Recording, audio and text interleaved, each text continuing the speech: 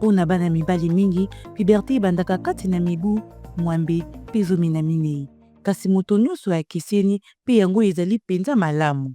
Likambo ya liboso, ndenge nini bana mibali bayebi ete babandi bilinge?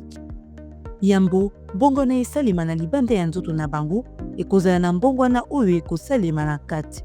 Batestikili ya bana mibali ekobanda komibimisa bahormone oyo ekosignale na nzoto na bango ke ntango ekoki bachangement nyonso misusu ebanda. Mbala mingi yango ebandaka kosalema kati na mbula mwambe ti 12. Likambo ya mibali, mingongo ya bana mibali ebongwanaka ntango bazali kokoma mikolo. Mokolo ya mbongwana ya liboso oyo emonanaka epai ya bana mibali na ntango ya bolenge ezali ete mongongo na bango ekomaka mozindo. Singa na bango ya mongongo ezali kokola, yango wana mongongo na bango ekoki kopasuka to koyoka na lokola mongongo mpona mwa ntango.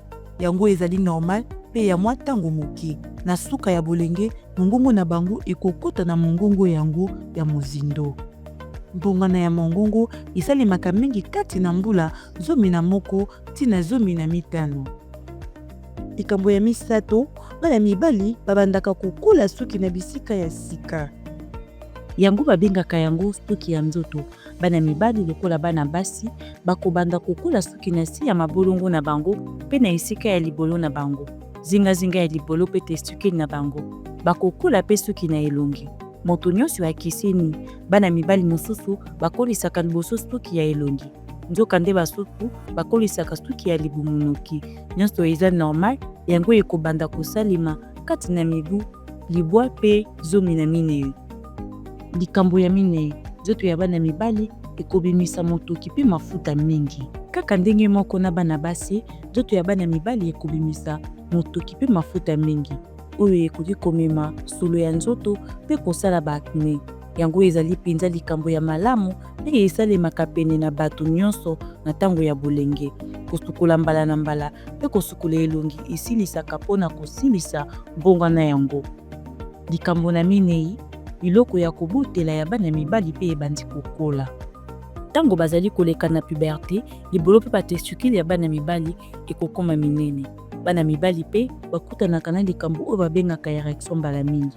Oyo ezali ntango libolo na bango ekomaka makasi mpona makila ya likolo ezali koleka kuna.